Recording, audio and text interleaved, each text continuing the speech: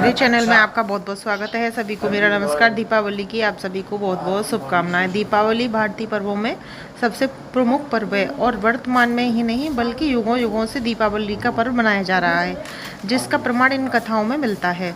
दीपावली से जुड़ी हुई आज 5 पौराणिक कथाएं हम आपको सुनाएंगे। तो आइए पहली कथा शुरू करते हैं।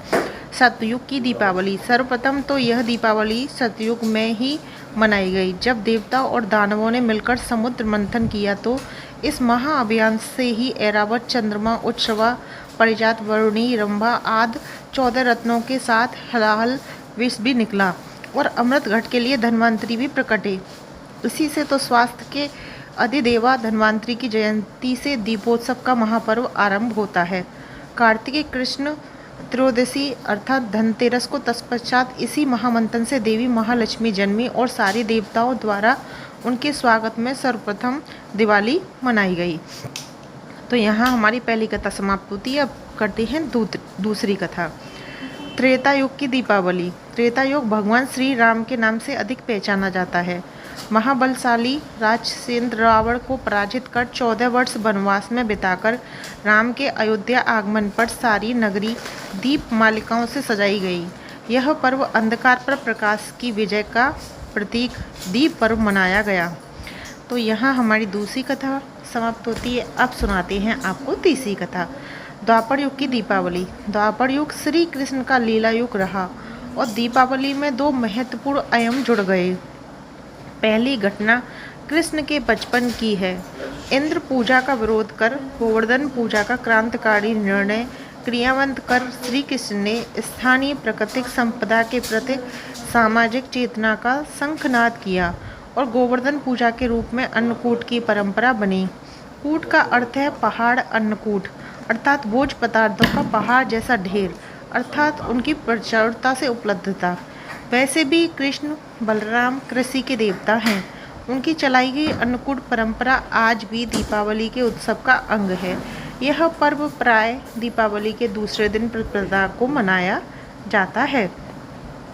तो यहाँ हमारी तीसरी कथा समाप्त होती है। तो अब सुनाएंगे हम दीपावली की चौथी कथा। द्वापर युग की दीपावली।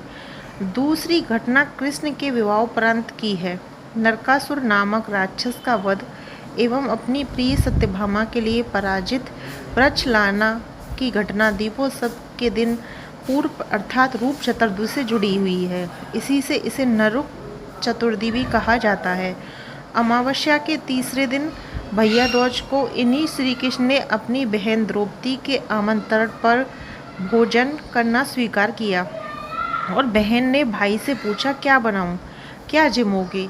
तो जानते हो, कृष्ण ने मुस्कुराकर कहा, बहन, कल ही अन्नकूट में ढेरों पकवान खाकर पेट भारी हो चला है, इसलिए आज तो मैं खाऊंगा केवल खिचड़ी। हाँ, क्यों नहीं, सारे संसार के स्वामी ने यही तो संदेश दिया था कि तृप्ति भोजन से नहीं भावों से होती है, प्रेम पकवान से ही कहीं अधिक महत्वपूर्ण है। तो यहाँ हमारी चौथी कथा समाप्त होती है। अब हम शुरू करेंगे 5वीं कथा। कलयुग की दीपावली। वर्तमान कलयुग दीपावली को स्वामी राम तीर्थ और स्वामी दयानंद के निवारण के साथ भी जोड़ा जाता है। भारतीय ज्ञान और मनीषा के दैदीप्यमान अमर दीपों के रूप में स्मरण कर इनके पूर्व त्रसालंदन महावीर ने भी तो इसी पर्व को चुना था अपनी आत्म ज्योति के परम ज्योति से महामिलन के लिए, जिनकी दिव्य आभा आज भी संसार को अलौकिक किए हुए है। प्रेम, अहिंसा और संयम के अद्भुत प्रतिमान के रूप में दीपावली मनाई जाती है। तो यहाँ जिस तरीके से 5 योगों में दीपावली मनाई गई है, वही हमने आपको आज 5 कथाएं शेयर की हैं। तो ये दीपावली की 5 कथाएं आपको कैसी लगी कमेंट बॉक्स में ज़रूर बताएं और लक्ष्मी पूजन के समय आपको यह कथा अवश्य सुननी चाहिए। आप चाहें तो पहले भी सुन सकते हैं। दीपावली की आप सभी को ढेर सारी शुभकामनाएं। हैप्पी दिवाली। राधे राधे।